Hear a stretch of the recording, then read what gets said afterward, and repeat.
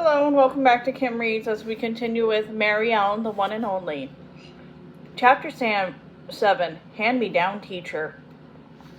Pretty soon the school bell clanged and it really was time to go. Or at least time to line up the boys in one line and girls in another. The two Karens, Patty and Maryellen, went upstairs to Mrs. Humphrey's 4th grade classroom together, feeling grown up and superior to the 3rd graders who were still on the first floor of the lower grades. Maryellen's saddle shoes squeezed her toes uncomfortably and went tis, tis, tis as she climbed the stairs. It was as if they were scolding her for making the mistake of wearing them, even though they were definitely too small. "Welcome, 4th graders," said Mrs. Humphrey as the students entered the classroom. "Please be seated. Take any desk." Maryellen sat gratefully into a seat and banged her head softly on the floor to make space for her toes inside her shoes.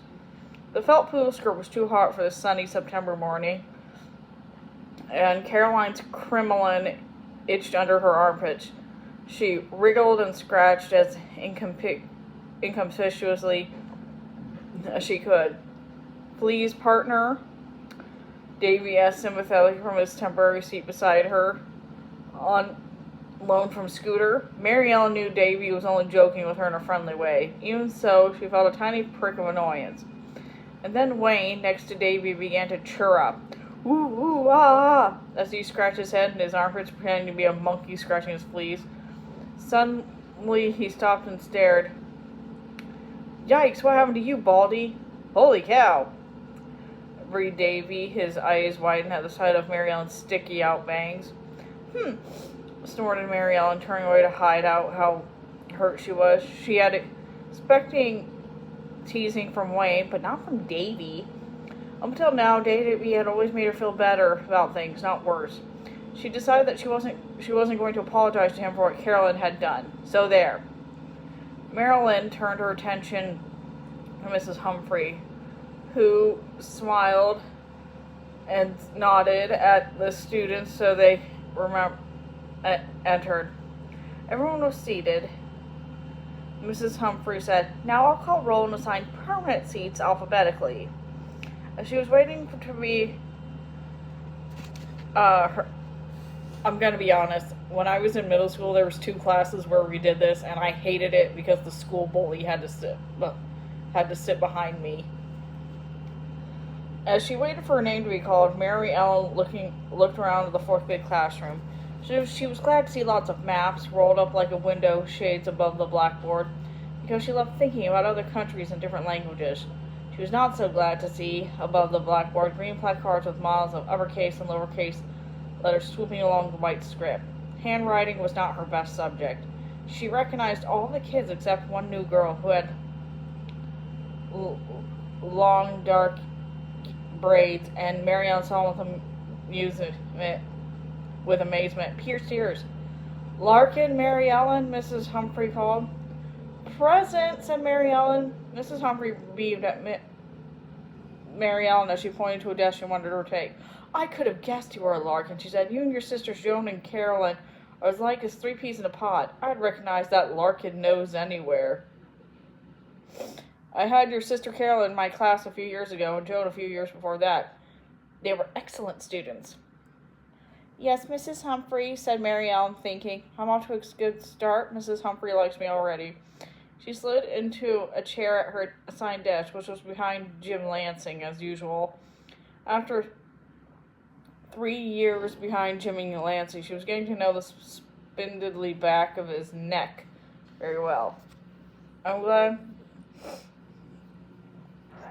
you're as tidy and organized as Caroline and Joan were too," said Mrs. Humphrey. Maryellen's smile faded a bit. Uh-oh, she thought. Mrs. Humphrey would soon figure out she was not tidy or organized. Then again, Mrs. Humphrey would soon also figure out she wasn't Carolyn or Joan. The funny thing was, Mrs. Humphrey didn't seem to figure that out. As the morning went on, pretty soon everyone in class knew that when Mrs. Humphrey said Carolyn, she meant Maryellen. It was confusing. During math class, whenever Mrs. Humphrey said, "Tell us how to divide numbers Karen King, Karen stole my territorial look, expecting to be called on. After a while, Maryellen looked up, too, because Mrs. Humphrey was often looking straight at her and calling her Carolyn. If that happened and Maryellen didn't look up, Wayne took it upon himself to lean across the aisle, poke her hard in the ribs, and hiss, "She means you." To add to the confusion, when Mrs. Humphrey said Joan, everyone, including Maryellen, naturally thought the teacher was calling on Joan Martin, who sat right behind Maryellen. But sometimes Mrs. Humphrey was looking at Maryellen and calling her Joan. When that happened, both Maryellen and Joan Martin would answer Mrs. Humphrey at the same time. Miss Maryellen couldn't help noticing that Mrs. Humphrey was starting to get flustered and looked annoyed every time she called the wrong name, whether Maryellen responded or not. It was almost as if Mrs. Humphrey suspected Maryellen of trying to trick her deliberately. This is what happens, thought Maryellen, even when your teacher is a hand-me-down from your sisters. At lunch that day, Karen King said to Maryellen, "Mrs. Humphrey seems to think your name is Maryellen Maryellen." Maryellen grinned. Quickly, she drew a sketch of her napkin of a frowning Mrs. Humphrey, saying, "Carolyn, Joan, Maryellen, whoever," and pointing her finger like Uncle Sam in an army recruitment poster. Under the drawing, she wrote in capital letters, "This means you." All the girls giggled. Davy, who was passing her table, said, "What's so funny?" Wayne, who was right behind Davy, snatched the napkin out of Maryellen's hands. "Get a load of this," he crowed. The cartoon of Mrs. Humphrey. "Give it back," Maryellen demanded. But Wayne waved his napkin over Maryellen's head just out of reach. "You can't make me," he taunted. "Got it," shouted Davy, snatching the napkin out of Wayne's hand. Just then, someone took the napkin out of Davy's hand. "Hey," he began to protest until he saw that it was Mrs. Humphrey. "Uh-oh," breathed Karen King. "I am disappointed in you children," said Mrs. Humphrey, "fighting over a napkin. Is this a proper way for fourth graders to behave in the lunchroom?" "No, Mrs. Humphrey," said Davy, Maryellen, and the two Karens. Wayne had somehow disappeared, slithering away in the lunchroom in the crowd like a snake. Maryellen got very red while Mrs. Humphrey looked at the drawing on the napkin. "I'm sorry, Mrs. Humphrey," she began. "Well, I'm surprised at you, Miss Larkin," interrupted Miss Humphrey. She held the napkin with her tips, and as it were radioactive, tore the napkin in half, dropped the two pieces in the trash, and left. "Davy, look what you did," said Maryellen crossly. "What do you mean?" said Davy. "Took the napkin away from Wayne to give it to you."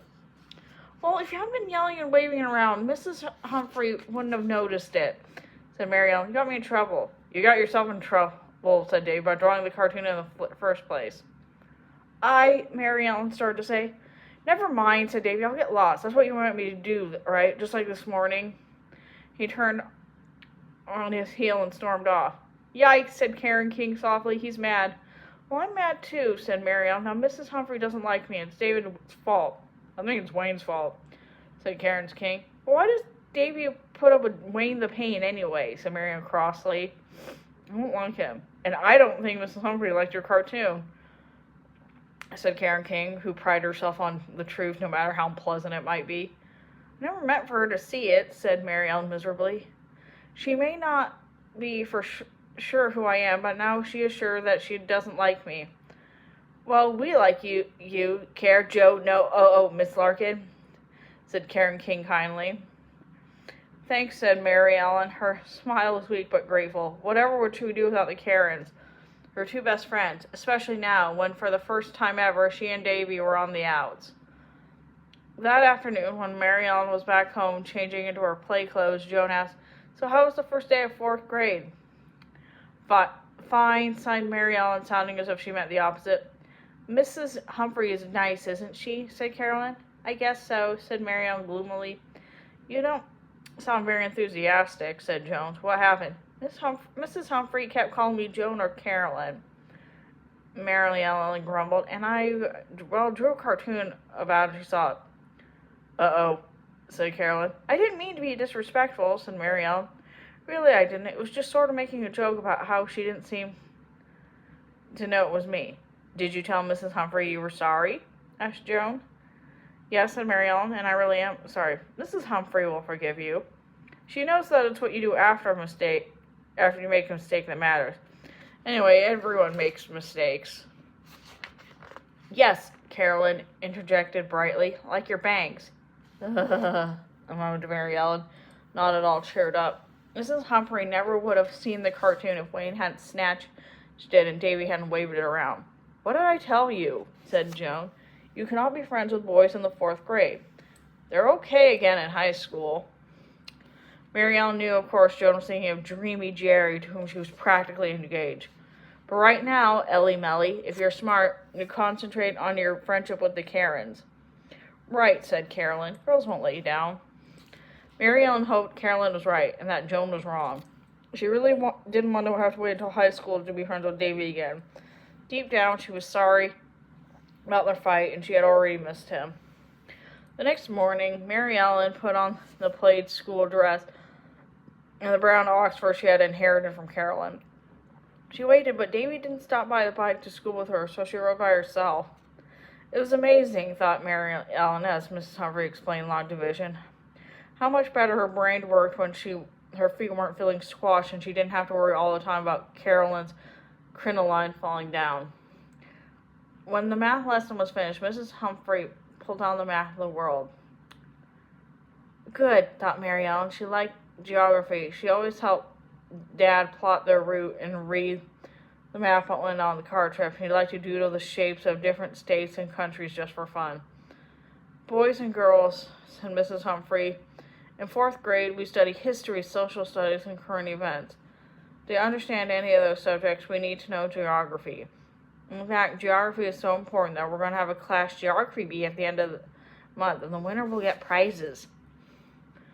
The class murmured with excitement. Maryellen and the Karens exchanged delightful glances, and Maryellen saw Wayne playfully punch Dave in the arm. Everybody loves bees and prizes. Mrs. Humphrey covered the names of one of the countries on Europe. Now, she said, who can tell me the name of the country? Maryellen shot her hand up. She knew that the country was Italy because she knew that Italy was shaped like a boot. Mrs. Humphrey glanced over at Maryellen. She called on the new girl with long braids and earrings, even though the girl had not raised her hand. Angela? Mrs. Humphrey said. The new girl smiled and her whole face lit up as if she was shining on it. Italia, she said. Yes, good, said Mrs. Humphrey. This is the country your family came from. In English, we call it Italy. The class murmured again. Everyone stared at the new girl, who stopped smiling and looked down at her desk. Oh, so the new girl's Italian, thought Maryellen. How different and interesting. And we'll see you in that chapter. See you later.